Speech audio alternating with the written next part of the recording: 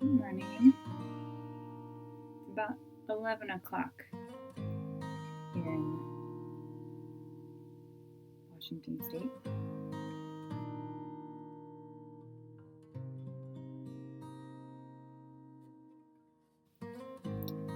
I'm working on a basic sock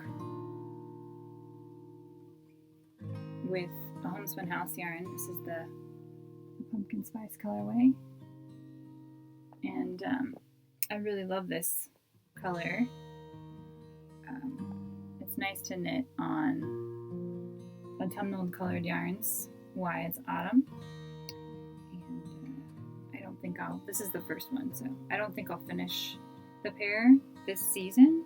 Probably more like December. I'm a really very slow sock knitter. I think it's more like the project that I reach for when I don't feel like knitting other things.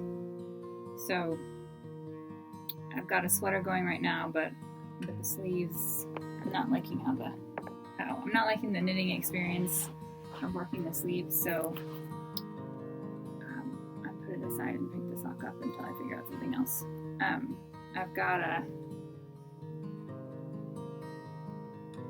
little cookie on there, little Progress Keeper cookie, made by my friend's daughter.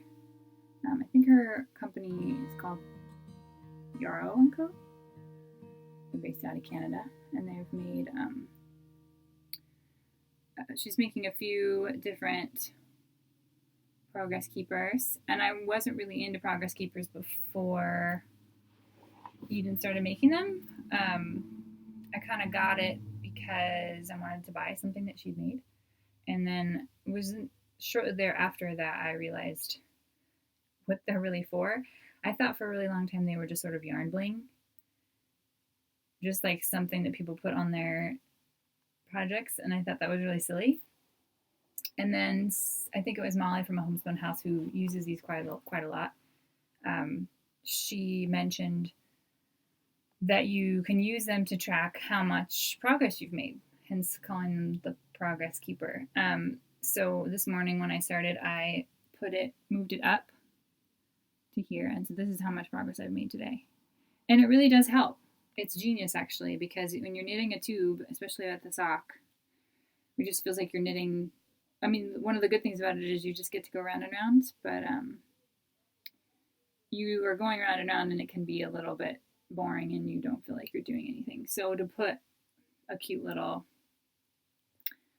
keeper on there, it helps me make progress, because I've probably doubled this sock in the last couple days since I picked it up, and I've got my little cookie. I just got this cookie yesterday, so it just makes it a little bit more interesting and keeps my needles going.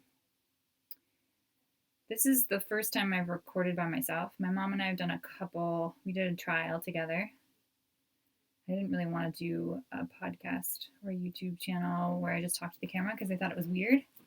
Not that it's weird that other people do it, but that I would be doing it, that I would sit somewhere and talk to nothing.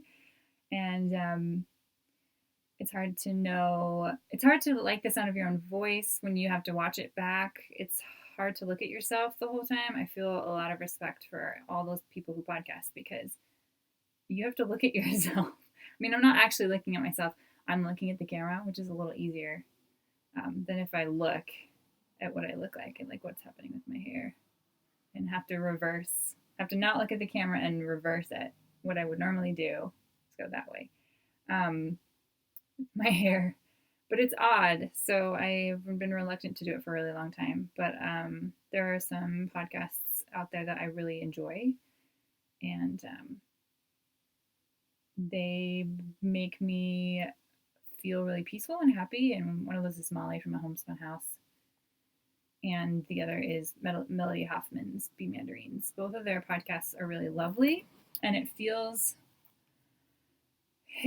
like both of them have this ability to like sit down and enjoy really simple things and share some beauty with people who want to watch. And that's the kind of podcast that since I really love watching, that I really wanted to make. And I kind of do that for myself anyway, sit down and make a really lovely moment, that there's no reason why I can't do something similar like that too. So this is the first time I recorded by myself. And at this time that I'm recording, nothing is available for anybody to see. So hopefully when it comes out, there'll also be the one of my mom and I doing it. And maybe even the one where we were joking around and goofing off. The first time we tried it, like we put the setup and everything and to see if it would work and if we would like it. And we did, because we were just being really silly together. And the one where we actually were serious and we were recorded and we put makeup on and everything, then that was a little too formal for my liking. And I still at this point haven't edited it yet. And that was months ago. So my mom and I have been talking about it again. Do I want to do this? And I think I do. But it's just hard to start out. So, yeah. Anyway, I have some candles going. This is our really awful carpet that's probably from the 70s upstairs in our house. I assume it's from the 70s because of the color. Maybe it's younger than that. But anyway, this is the spot in my space where there's no stuff. So, it's hard to decide where to sit. I have a beautiful view of my stash I could sit at, but it's just very, very busy. And so I haven't quite settled on where's the best spot. I don't know if I like having a lot of stuff in the background when I'm watching somebody, but so yeah, great little what's this called? It's called shag, right? I don't know if this is really quite as shaggy as some I've seen, but good shag carpet. And then I've got a couple of wax and wool candles. These are Kirsty Whaley's company. She's a good friend of mine. This is her evergreen state, which goes well with all of her other candles. I rarely ever burn this one by itself because it helps just make the sense of some of the others really great in combination. And I'm burning it with tobacco, which is a sweet, smoky scent. So I really like her amber jars. They're really beautiful. No, I will not leave them here on the carpet once the whole jar is hot, but I wanted you to be able to see them. And then I've got this cute little teapot. This is Kinto. It's a company called Kinto. I got it when I saw Emma Robertson from Woolly Mammoth Fiber Co. She had this, and it's got I was really excited when I saw that she had it and had to get one for myself, but it has the strainer in the lid, so it takes out the need to have a bag or to pull something out, so you just steep it in here and then pour it in. So I can bring up just a pot and the teacup when I drink tea, and I don't have to have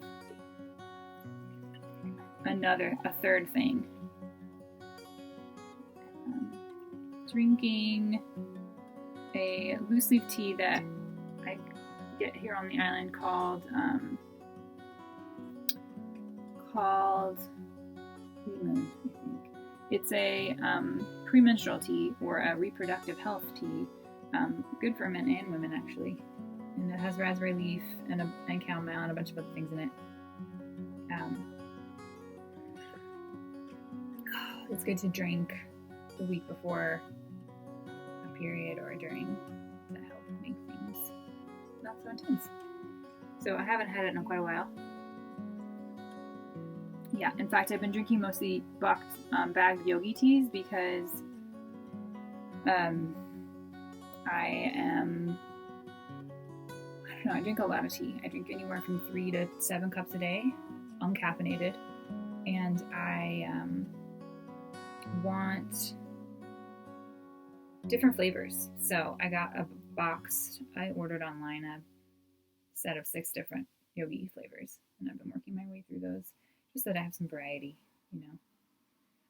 It's really about the temperature. Like there's a perfect temperature that I like drinking, I would even drink hot water at that temperature, which is kind of there right now. But it's like probably a moment of like 5 minutes where it's at this temperature. It's like almost burny, but not. And that's when I have the chest sensation of like, you know, and all the other drinking of this cup will be not that. So it's like one moment. That's why I have like 7 cups a day, because it's like that one moment that you're hoping for. So having different flavors is nice. But I should get back into drinking my my loose leaf with this guy. Today happens to be my birthday. I'm 35, and I got some stuff for my birthday. I'm a fairly big Harry Potter fan, and I asked for the 4th illustrated Harry Potter book by Jim Kay, which I got today. It's a big hefty book. I have the other 3. They're usually books they're not terribly expensive online, but are usually books I ask for as a gift. I can show you. There's a really beautiful illustration of when they go to the Quidditch World Cup. I looked through the whole book when I got it this morning. Opened it this morning. There aren't as many illustrations in this one because this book was considerably longer, so there's a lot more pages that need to have text on them. But I thought that this was a really beautiful illustration.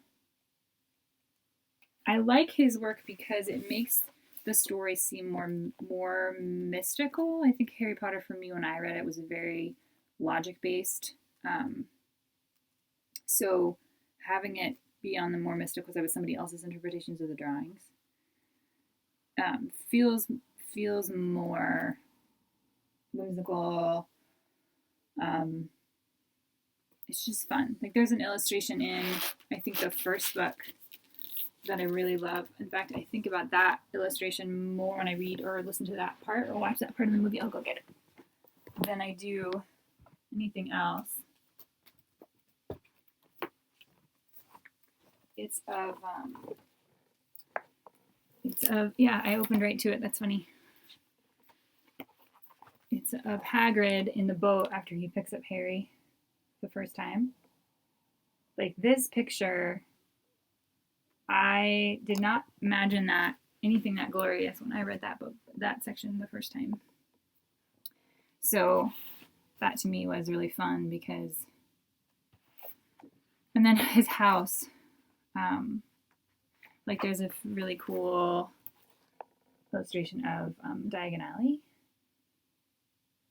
and there's a part where they visit his hut. Let's see if I can find it quickly, where it looks more like a hobbit hole. It's really cool, and I never imagined anything that magic. Yeah, there it is. Anything this cool when I read it.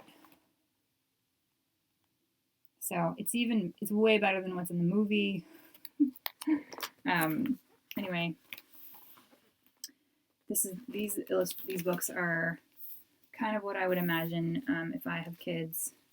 How I would read Harry Potter to them is I would read them the illustrated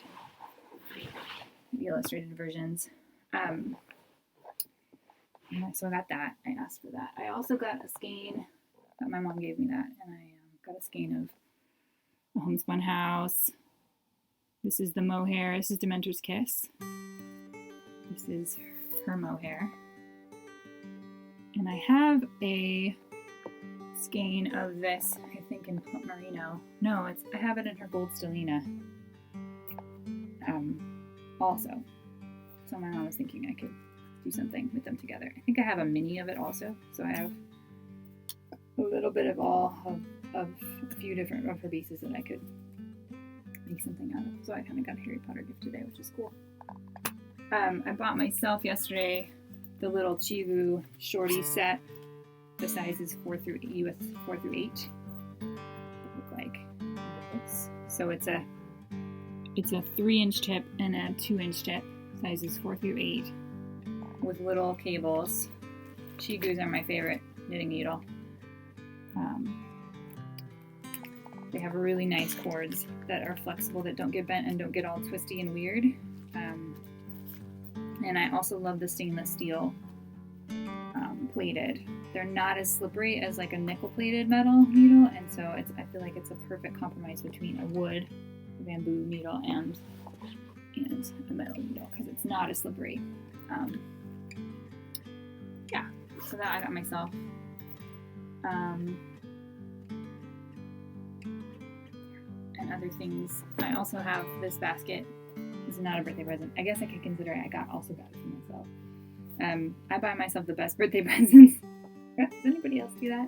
Where you're like, oh, you tell people you want something, or they might give you something, and you really love the stuff you get for yourself because you know exactly what you want. This is a Homespun House basket. This is, I think, her large market basket size.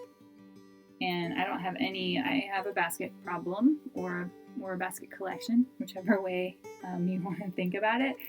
But I have several of Molly's, and this is my newest one. I guess I could use my head. Is my head a good reference? It's not as big as most of the baskets I see that have been imported into the U.S. They're mostly like this size. This is her biggest. This is Molly's biggest. This is a Cozy Memories basket. So this is the large market. So I feel like it's considerably smaller, but I feel almost like this is the best size, which I don't think she has in her shop right now, but I think she's got some Cozy Memories. She has this style, the like little market basket. This is my sock. My socks were in here. And then I recently got some ceiling hooks and put these up, hanging on the ceiling above my stash, which was genius. I had that idea.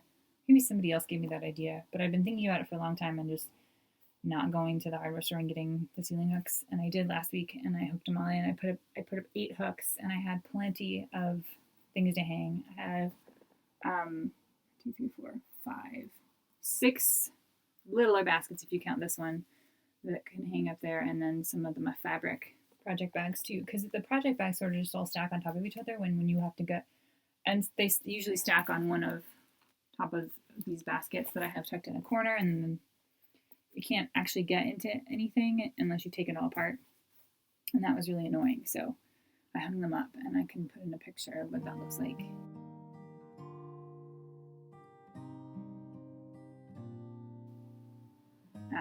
Super cool. I thought it would be maybe a little too, like, I worry about busyness, like something looking too busy or too, I don't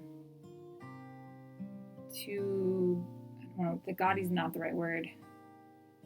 Frumpy is not the right, those are the words that are coming to me. But cluttery.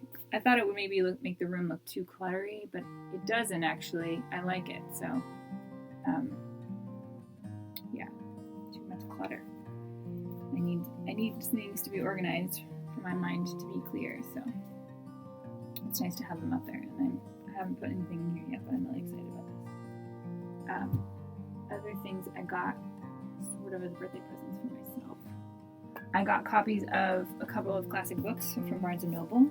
I got Wurthering Heights. I got them because they had these cool kind of like rubbery paperback copies. I've never read this book, but I really liked Jane Eyre. I know there's a debate between whether or not, I don't know if there's really a debate. I guess people can be in different camps if they like Jane Eyre versus Wurthering Heights, but I don't know until I read it. So I know it does not have a good ending, so I will not expect it to be a fun read, but I might listen to it at the same time as I read it, or I might sometimes, well, all the time, listening to a classic book is a lot easier to understand, get past the language, and kind of stay with the story. But sometimes listening to it, I miss the beautiful writing. So I might either listen to it first and then read it later, or I could read it while listening to it so that I can kind of get both.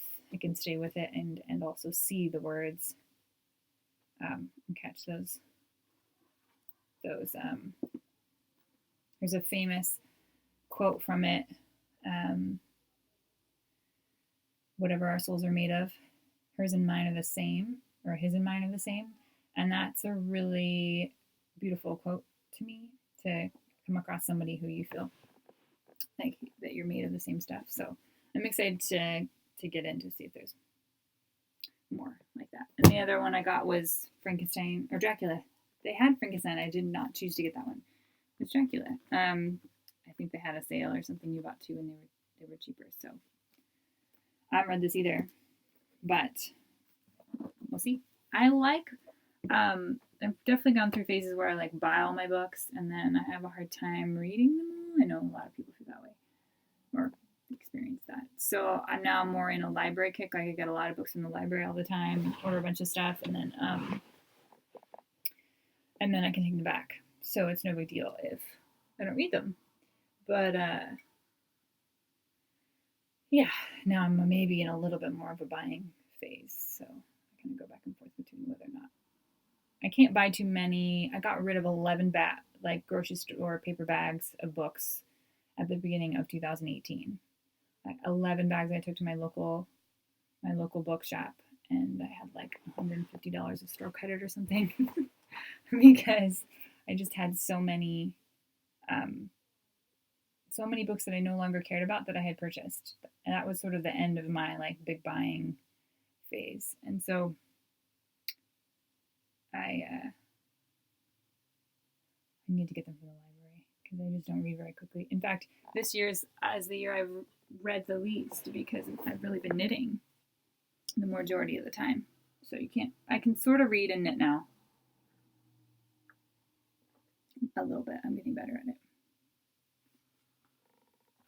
Something else I have to show you and talk about is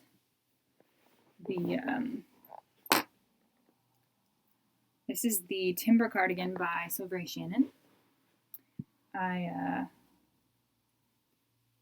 started it September, I think. It has these twisted stitch lines down the back and then has it on the sleeve. And it has it also on the front.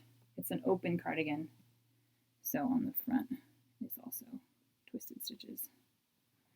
This is Harrisville, I think. Yeah, this is Fleece, but it came from Harrisville. They either mill it or they own the company now, whatever combination of that. This is the wild mustard colorway. And I put up on my Instagram stories that I ordered 3 more skeins. I maybe ordered a little early. I was impulsive and ordered 3 because the shipping was a little bit more. Ordering from Fleece directly, I would have ordered from Tolt Yarn and Wool, which is my local. They're an hour and a half, 2 hours away from me. I have to get on a ferry to get there. So I usually order from them, but they didn't have any of this colorway. So I ordered from the company. So I had to pay a little bit more shipping. So I wanted to make sure that it was worth it in case I had to order again. So I went ahead and got 3. But I don't know if I'm going to use any of them actually because I finished the body. I still had 1 more skein. And I had a couple smaller balls. And I have like 5 different swatches that I could pull out and reuse. So what I decided to do was I cut the yarn, that 1 skein in half, balled it up, and then split it in 2, and then I separated the other 2 balls I had in equal quantity, and I set them aside. Like I have this much for the sleeve and this much for the sleeve. And then I split up one of the new skeins so that when I start alternating, because they're slightly different colors, when I start alternating skeins, I will have the equal amount. And I decided not to start alternating yet, because I felt like when you pick up for a top-down sleeve, there is a line often across here because the stitches get stretched out or because the colors from this skein you were using here don't necessarily match the skein that you finished using here. And so I just decided to use half. I had the half from the whole skein I had and see how far I could get. And then I'll reassess, knowing that I have an equal amount for the other side. I'll assess where, if I really am going to need to.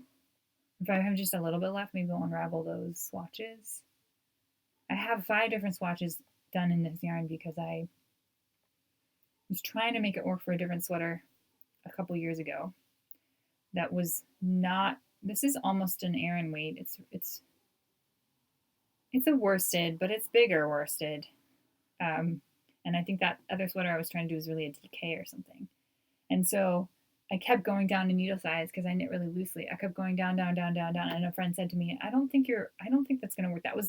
That's not going to work. It was the first moment I realized that you can't just squeeze any yarn into a smaller needle and get the results you want. Like, you're actually never going to get gauge with certain yarns. Which I kind of was still on the train of like, you could just have to keep trying and you'll get it. Which is not true. So that was a good learning lesson for me. But during that time, I knit 5 different swatches and kept going down needle size. And I could never shove. Being a really loose knitter, if you have a yarn that's really too big for what you're doing, or a woolen spun yarn that blooms when you block it, you can never quite cram enough stitches into the 4-inch space you're measuring over. You just can't get enough of them in there. Like, there's been times I've tried to swatch with Brooklyn tweed. I mean, I'm supposed to have like 16 stitches per inches, and I could keep going down needle size and keep ending up with 14 stitches in 4 inches. Just the same. Every time I go down needle size, it doesn't change at all. Because I just can't cram.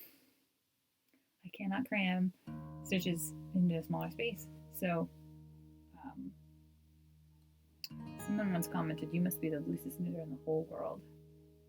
And I don't know if I'm that loose, but I'm definitely relaxed. So there are some yarns I can't use for certain projects.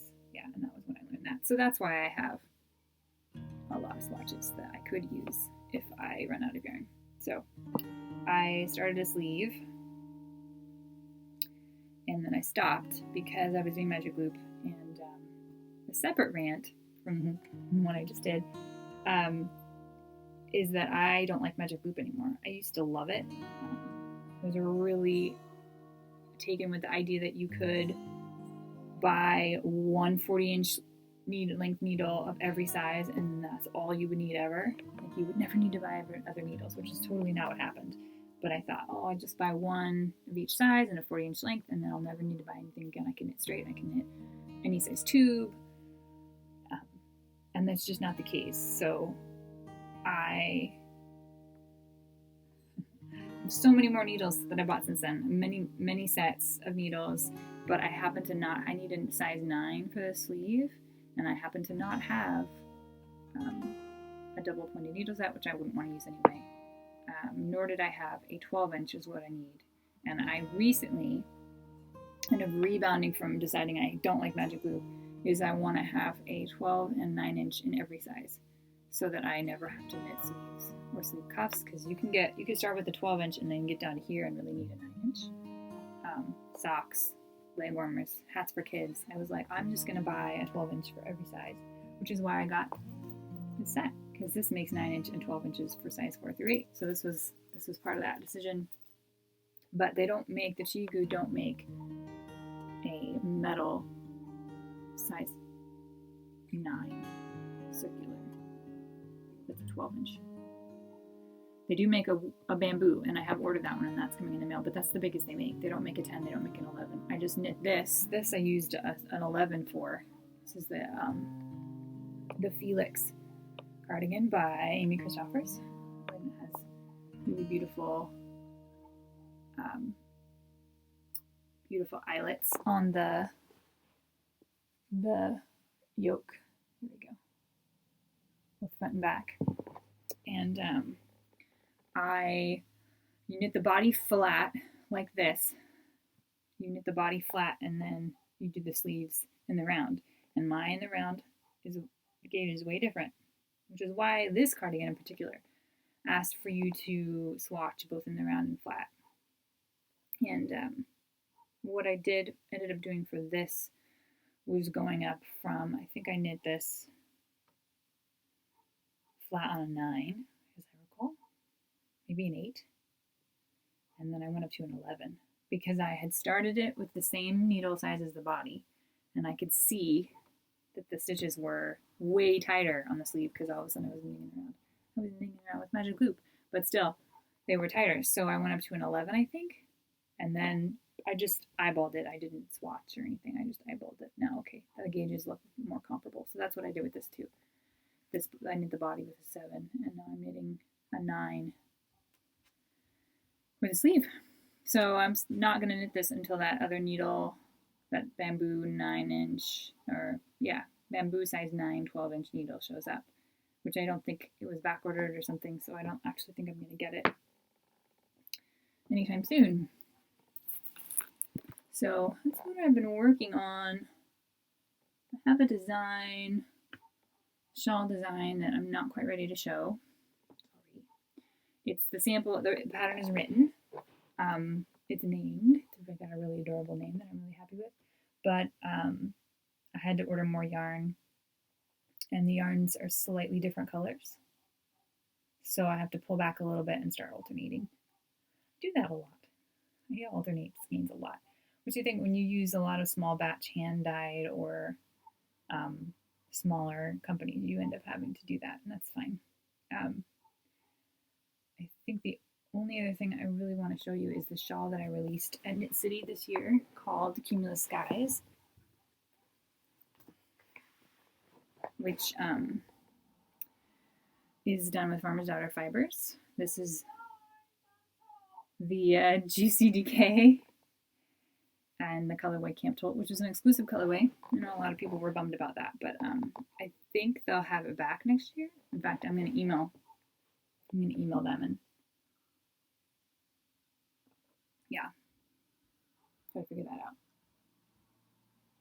But I know that Candace dyes another blue that's really similar. I don't remember what it's called right now, but it's the same blue. It just doesn't have the brown in it. It's really pretty though. So anyway, the GCDK is the blue, and then the white is her Odang. So the Odang is a Siri alpaca silk strand, right? Yeah. It's funny that I would forget that. But yeah, so it is fluffy like a cloud. It's called Odang because when you touch it, it's like, oh dang, that's nice. But I really love this. This is a project that didn't, its name came from what it looked like. I didn't plan on calling it referencing sky or clouds at all until I actually had finished it up and said, you know what? It kind of looks like clouds. So Cumulus Skies kind of happened. So you can knit it out of any colors you want. It doesn't have to be white and blue like this. It has, the blue has this herringbone pattern, which the GCDK shows really, really nicely. It looked great before I blocked it, but then when I blocked it, it made the lines really, really nice. Kind of shockingly stitch definition. It was so distinct.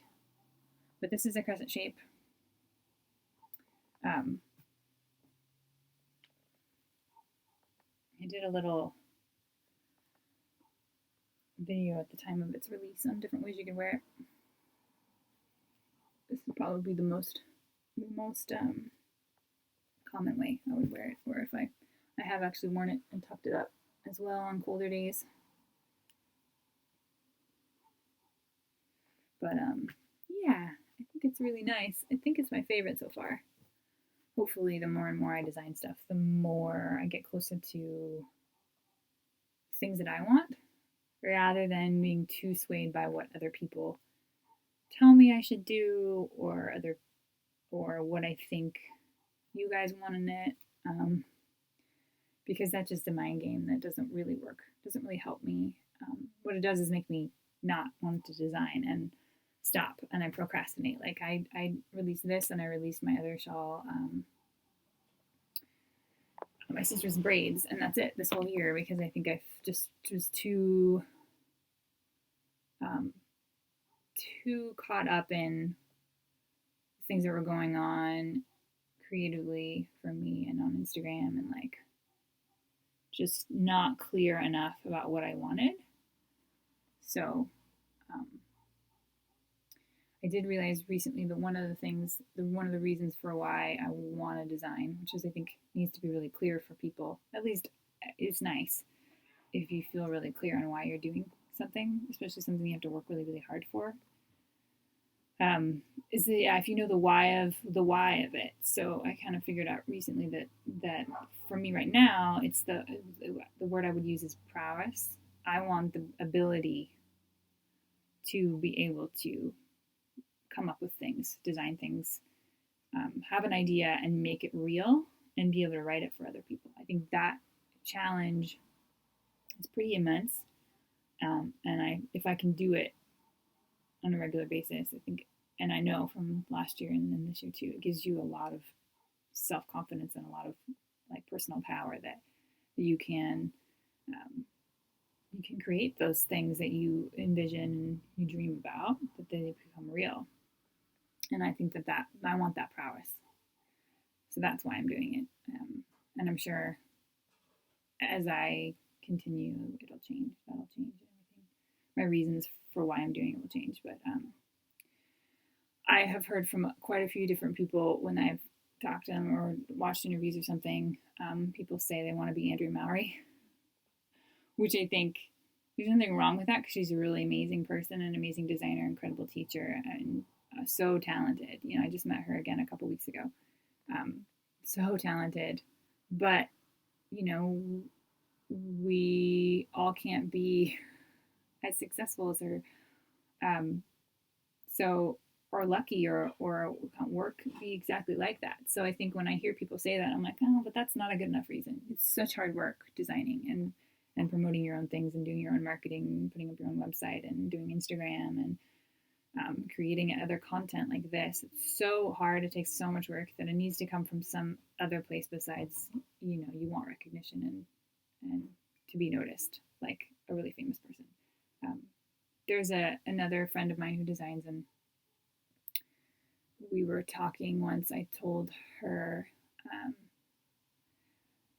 like comparing ourselves to somebody who's really successful is like being a beginning painter and comparing yourself to Picasso or Monet or something. Like you are really new and beginning at something, but you're constantly comparing yourself to this really well-known person. That doesn't really help you. Maybe if it's inspirational, yeah, it will help you, but it's not. It's not going to do a lot for your confidence and your like drive and motivation. So anyway, that's what I think about that. So I don't want that to be the reason for why I'm doing it, but definitely I feel good about wanting these skills for myself to be able to take an idea I had in a really short period of time and then create something that is beautiful and then the important step of like offering it for others, because it's the really scary part, and it's important to sell your work or at least put it out for people to see, because I think it drives an excellence. It pushes me to do better if I know people are going to see it. So I have to like it, and then I also want other people to like it too. So yeah, okay. See you later. Well, I won't see you, but you'll see me later.